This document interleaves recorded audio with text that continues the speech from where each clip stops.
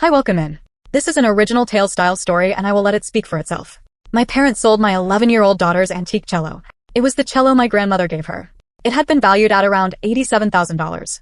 My parents took that money and paid for a swimming pool for my sister's kids. When my grandmother learned the truth, she did not cry. She smiled and said the cello was never theirs to sell. Then my parents' faces went pale. I knew something was wrong before we even reached the music room. You can smell a renovation the same way you can smell a lie. Fresh paint. Sawdust. That sharp chemical bite that says money was spent in a hurry and nobody told you. It is the smell of decisions made behind closed doors. Lucy climbed out of the car holding her backpack and her music binder and her little tin of rosin. She was carrying light things because the heavy thing was already inside.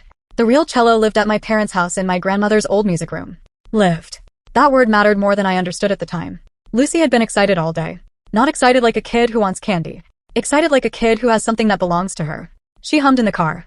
She tapped little rhythms on her knees. She was already halfway inside that focused, quiet world she enters when she plays. Do you think great-grandma will be there today? Lucy asked. She tightened her ponytail like she could control the universe with elastic and hope. She is at her place. I told her. Not today. We can call her later.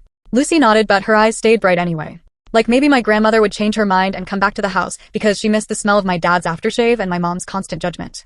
Lucy still believed in surprise happy endings. I wish I could have protected that belief a little longer.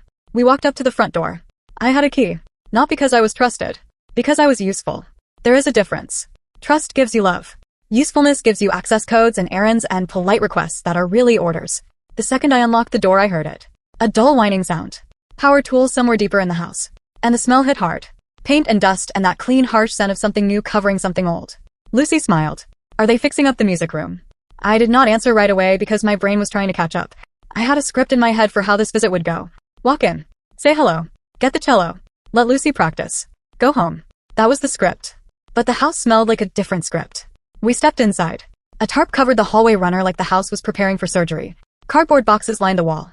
Blue painter's tape guarded the entryway. That tape is a polite way of saying do not touch anything you do not own.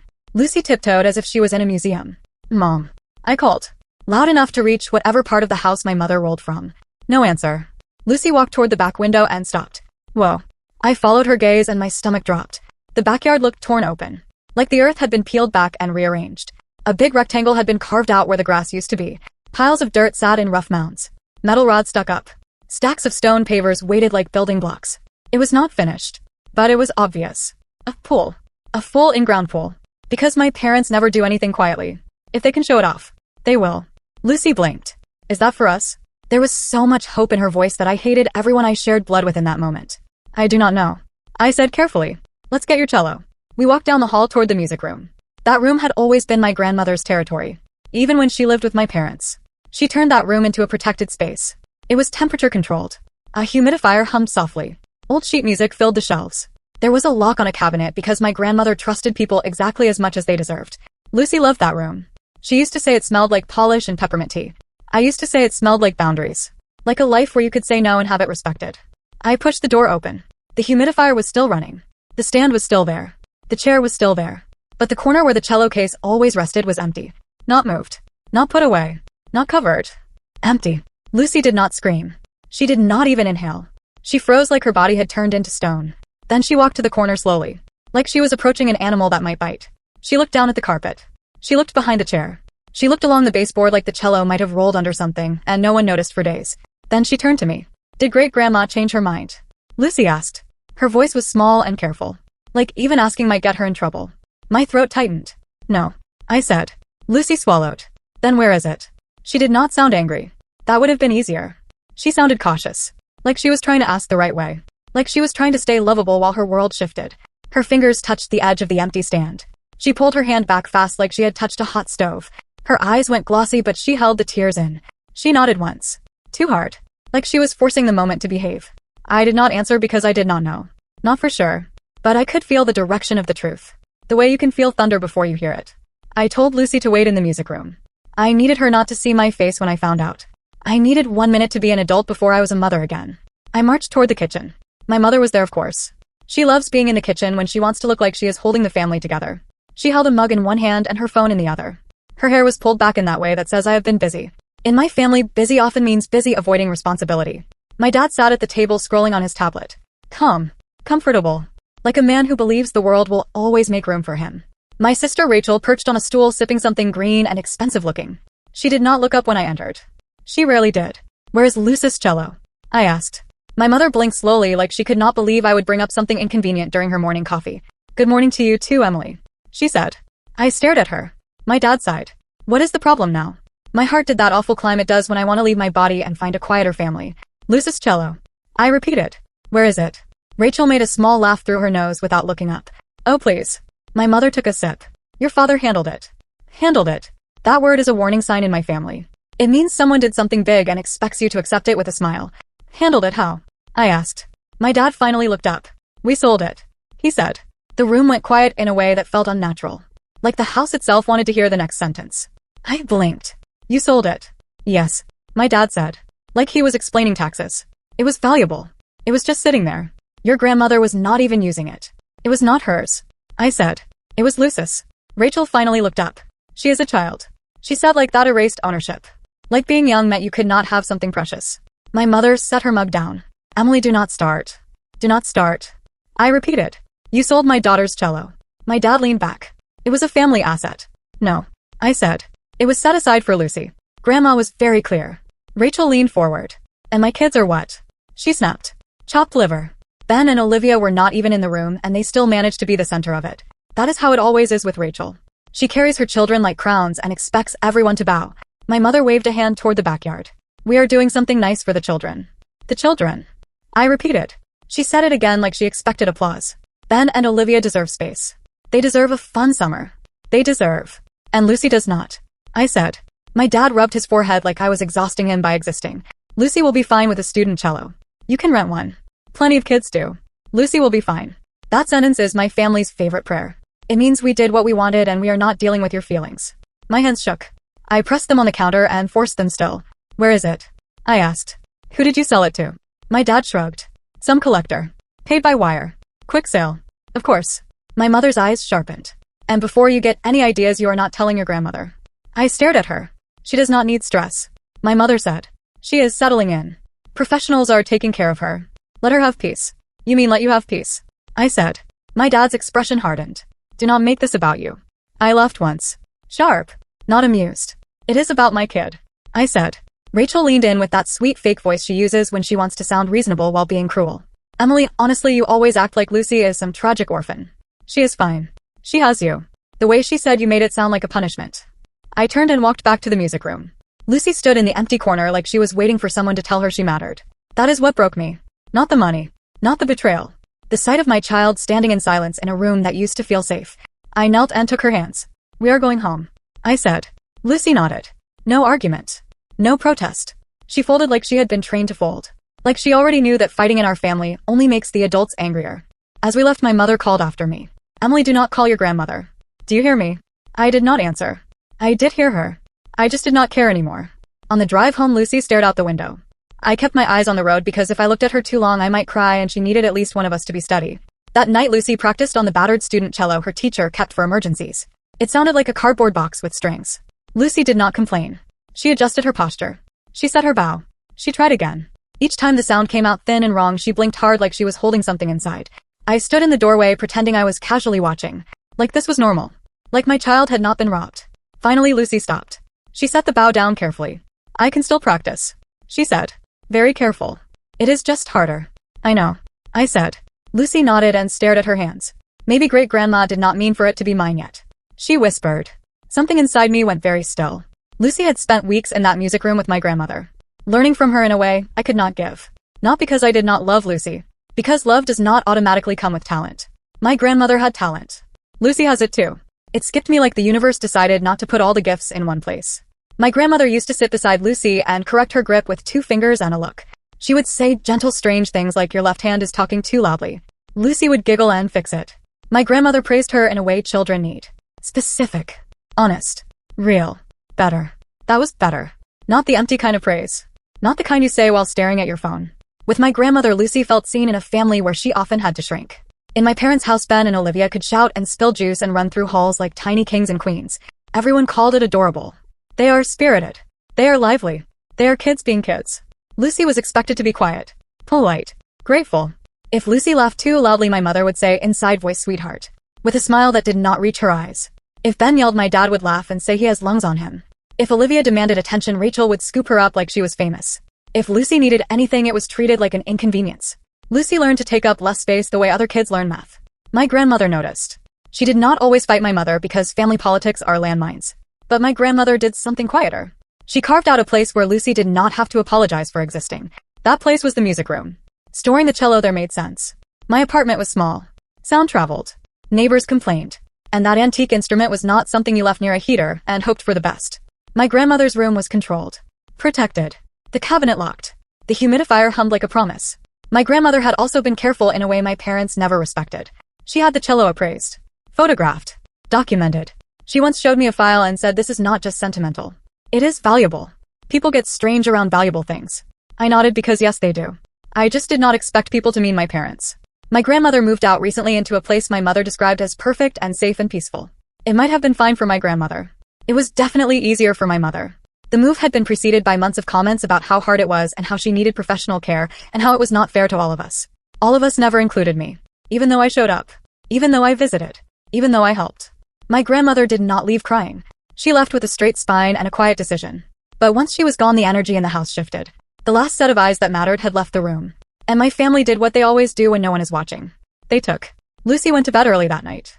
She hugged me tightly like she was using my ribs to hold herself together. After she fell asleep, I sat at my kitchen table and stared at my phone.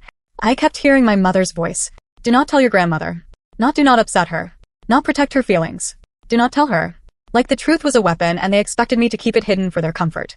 I realized something then. I spent most of my life trying not to be difficult. I thought being easy was the same as being loved. It is not. It is just easier for everyone else. And I was not going to teach Lucy that lesson. So the next morning I drove to my grandmother's new place. She lived in a clean, bright apartment in a community that smelled like lemon cleaner and expensive hand soap. It was not depressing. It was controlled. There is a difference. The front desk worker smiled and asked who I was visiting. Margaret. I said. Oh. She said warmly. She is in the lounge. She has been expecting you. Of course she had. My grandmother sat in an armchair with a book in her lap. Her glasses rested low on her nose like she was ready to judge the writer personally. She looked up the second I entered. Sit. She said. Your face is doing that thing. I sat across from her and tried to breathe. They did it. I said. My grandmother did not flinch. She waited. So I told her. The missing cello. The pool. The words my parents used. Family asset. Lucy will be fine. Do not tell Grandma. My grandmother listened without interrupting. Not the way people listen when they are shocked. The way people listen when they are collecting information. When I finished, she closed her book slowly. And Lucy? She asked. She went quiet. I said. She asked if you changed your mind. My grandmother's expression did not crumble. It hardened. Not into drama. Into clarity. She thought it was her fault. My grandmother said softly. I nodded. My grandmother let out one sharp breath. When did you last see the file? She asked. What file? I asked. The cello file. She said. The documentation. Months ago. I said. You showed me. Good. She said. Then she leaned forward. Do you have any photos of the construction? Any messages about the pool? Anything that shows timing? I can get screenshots. I said. Because Rachel posts everything. Rachel would post the sky if she thought it made her look important. My grandmother nodded. Do that. I stared at her. Grandma, are you okay? My grandmother looked over her glasses and said I am not the one who should be worried. Then she picked up her phone. I am making a call. She said. Her voice was calm. Too calm. The calm that means a storm is coming, but it will arrive wearing a suit. She made the call. Quiet. Short. Then she hung up. I will handle it. She said. I blinked. Handle it how? My grandmother gave a small smile. Not with yelling. She said. With facts. Then she squeezed my hand. Lucy is going to get her cello back. She said. My throat tightened. How do you know? My grandmother looked me straight in the eye. Because it was never theirs to sell. I froze. She watched my face. Then she spoke gently like she was choosing how much of the truth I could hold at once. I will explain later. She said. Go home. Be with Lucy. Let her practice. Keep her safe. What about Mom and Dad? I asked. My grandmother smiled again. Small. Cold. Let them enjoy their pool while they can. I drove home with my hands tight on the steering wheel. Then nothing happened for a while. Weeks passed. Lucy practiced on a rental and on the student cello. The rental was better, but it was not hers. The sound did not bloom the same way. The instrument did not respond the same way. Lucy adjusted anyway because Lucy adapts even when she should not have to. The worst part was she did not complain. She simply grew quieter. Meanwhile, my parents posted pictures of construction like they invented concrete. Rachel posted photos of her kids holding pool toys. Captions about memories and blessings. Smiles everywhere. No apology. No mention of the cello. Just the shiny proof of what my daughter lost. Then a family message arrived. Pool party. Weekend. Bring a dish. No please. No sorry. Just an announcement. Lucy looked at me when she saw the message on my phone. Are we going? She asked. I opened my mouth and did not know what to say. The next morning my grandmother called. We are going, she said. Grandma. I asked. What are you doing? She answered calmly. I am doing what I should have done earlier. I will not let Lucy watch you swallow this. That sentence hit me harder than any insult my parents ever gave. Then my grandmother said something else. It is in motion. She said. What is? I asked. The cello. She said. My heart kicked. What do you mean? You will see. She said. Saturday arrived. Hot sun. Perfect pool weather. Lucy wore her swimsuit under her clothes because she still wanted to believe in something good. We pulled up to my parents' house and cars lined the street. Relatives. Neighbors. People my parents loved to impress. The backyard looked like a magazine. Blue water. New stone. Neat chairs. String lights. Ben and Olivia screamed with joy and everyone laughed. Rachel held a drink and played host like she owned the world. My mother stood near the grill acting like a queen in her court. My father smiled like the pool proved he was right about everything. Then Lucy and I walked in. My mother's smile tightened for a moment then returned. Emily. She said. You made it. Hi Mom. I said. Rachel looked Lucy up and down. Hey. Lucy nodded politely. I watched Lucy stare at the pool. At the water. At the stone. At what her cello had been turned into. Her fingers tightened around her towel. I placed my hand on her shoulder. She leaned into it. My father clapped his hands and started making a speech about family and fun and the kids. People applauded. Rachel raised her glass and said a toast. Then someone asked where my grandmother was. My mother answered too quickly. She is busy. Right then the gate clicked. I turned. My grandmother walked in with a crisp blouse and calm eyes. Beside her stood a man I recognized as her lawyer. Another older friend carried a slim folder. The backyard went quiet. My mother's face went pale. My father's smile froze. Rachel went still like her body had forgotten how to act. My grandmother looked at the pool. Slowly. Like she was inspecting a mistake. Well, she said pleasantly. You have been busy. My mother forced a laugh. Mom, this is a party. I know. My grandmother said. That is why I came. She looked at Lucy and her eyes softened. Lucy straightened a little like her spine recognized safety. Then my grandmother looked back at my parents. I heard you sold the cello. She said. My mother tried to sound caring. We did not want to upset you. You did not want consequences. My grandmother said. My father cleared his throat. Let's talk privately. My grandmother smiled.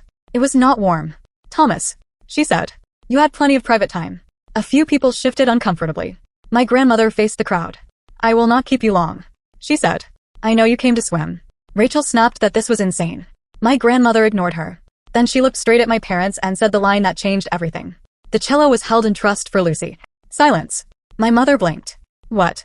My grandmother spoke clearly. I am the trustee. Lucy is the beneficiary. That cello was not a family asset.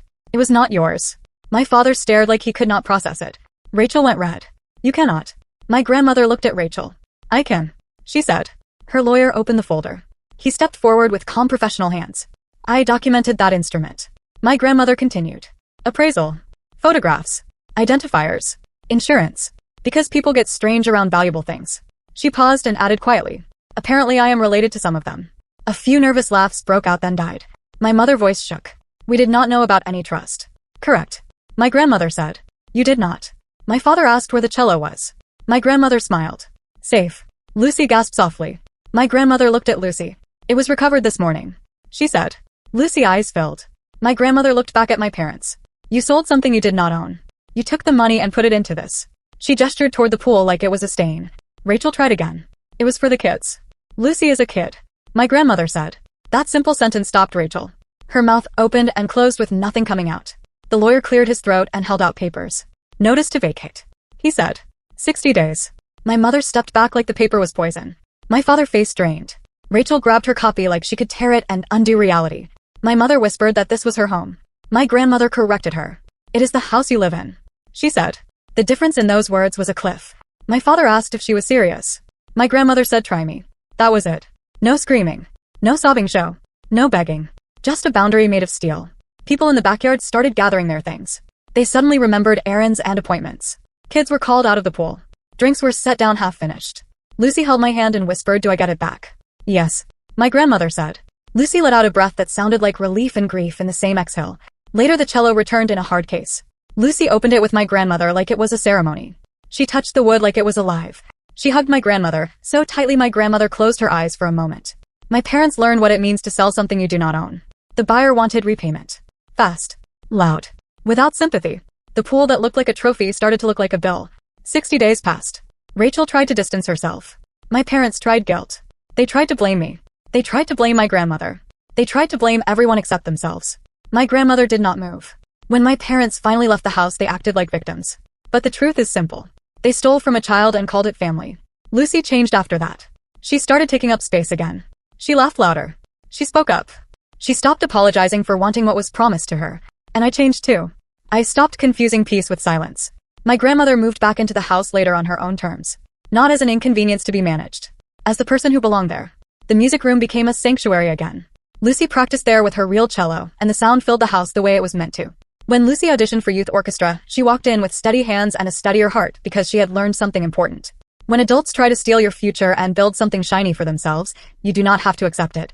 You can tell the truth. You can draw a line. You can protect what matters. So tell me what you think. Did my grandmother go too far or not far enough?